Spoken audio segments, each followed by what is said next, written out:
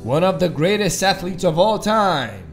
Considered the best player in the world 6 times, breaking all records among men and women. Today, on our Hero's Journey episode, we'll talk about the queen of football, Marta. She was born in 1986 in the small town of Alagoas in the countryside of Brazil, one of the most violent and impoverished states in the country.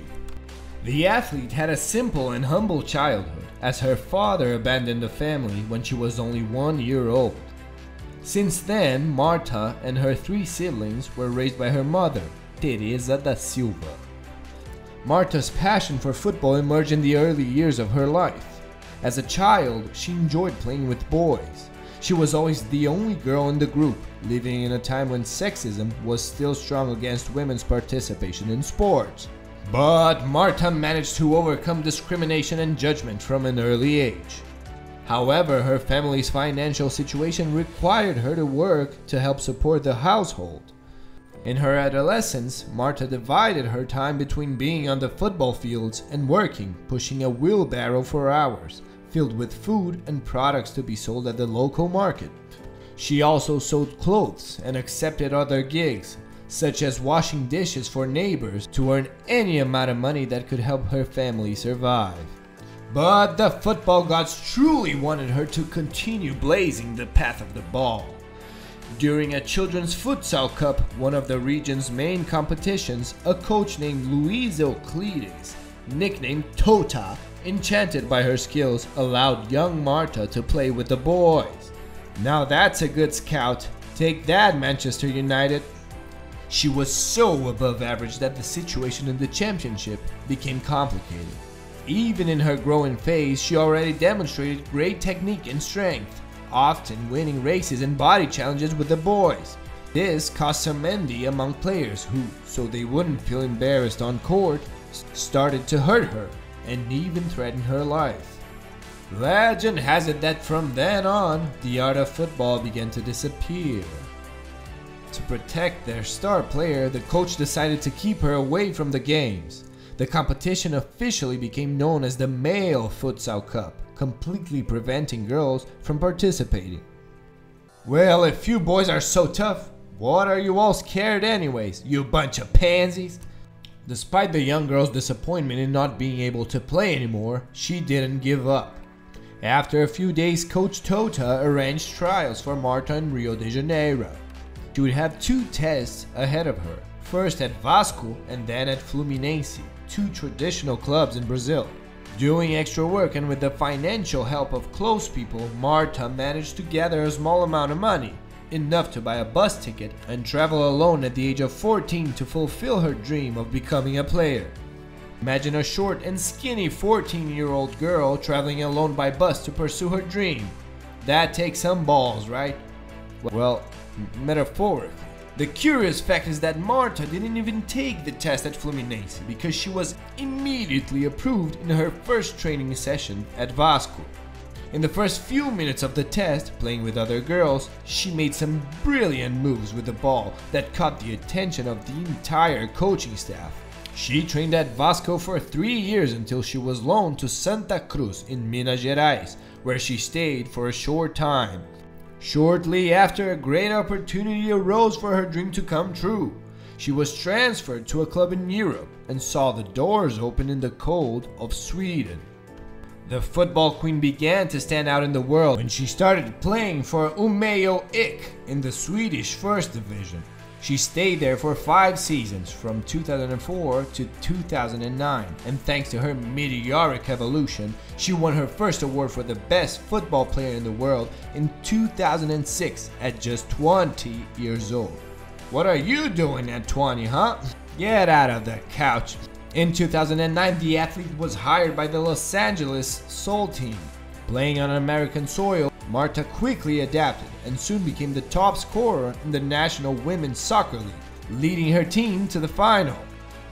During the time Marta played for the Los Angeles Soul, she was also loaned to Santos for a few months and returned to Brazil. Playing for the same club as the king of football, Marta became the champion of the Copa Libertadores and the Brazilian Women's Cup with Santos. In this golden phase of her career, Marta helped the Brazilian national team reach the final of the World Cup for the first time ever. Although they didn't win the tournament, Marta scored what would be considered by many football lovers as one of the most beautiful and important goals of her career, qualifying Brazil for the final. Brasil 0 para os Estados Unidos, a Marta!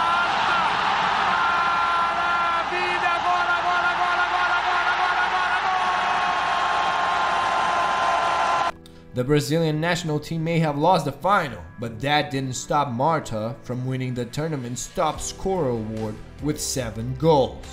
Her journey in sports is so victorious and unforgettable that in 2018 Marta won the award for the best football player in the world for the 6th time. The Brazilian had previously been awarded by FIFA 5 consecutive times from 2006 to 2010. This achievement is so historic that among men and women, Marta is the athlete who has won the Ballon d'Or the most times, the most important individual trophy in football, second only to Argentine Lionel Messi. And yeah, sure, all of Messi Ballon d'Ors were fair, if you want to tell yourself that. And since many journalists say that Messi is not from this planet, let's consider her the greatest in history as a human being. Another powerful record of our hero is being the top scorer in World Cups. With an incredible 17 goals, she surpassed the German Miroslav Klose, who was the top scorer in World Cups with 16 goals. Marta is also the first and only athlete to score goals in 5 different editions of the World Cup. Her first World Cup was at 17, and she hasn't stopped since. She really seems immortal, or should I say, immortal. Yeah, that was pretty bad.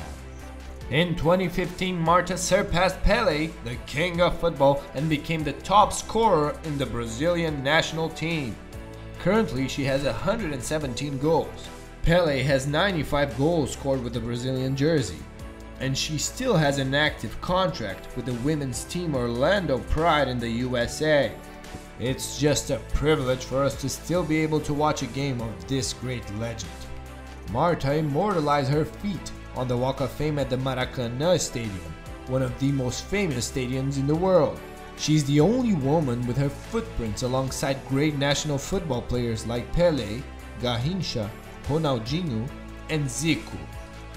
But her influence goes beyond football, and in 2018, the United Nations appointed Marta as an ambassador for women's rights. As her incredible journey is an example of overcoming challenges, Marta is considered a great inspiration for young athletes and a symbol of the fight for gender equality in sports. Although the player is not married and doesn't have children, she supports a large network of women in sports and encourages girls worldwide to overcome their obstacles and pursue their dreams. Marta is an example of an ordinary person who turned her life's adversities into fuel to achieve her goals. And that's how heroes are formed, and we have great admiration for learning about the incredible journey of this powerful woman. Today, we'll end it here, and we want to know your opinion. Which part of Marta's story caught your attention the most? Remember to leave your like and subscribe to our channel to receive our next hero's journey. Please, so I won't be out of a job. I'll see you all soon.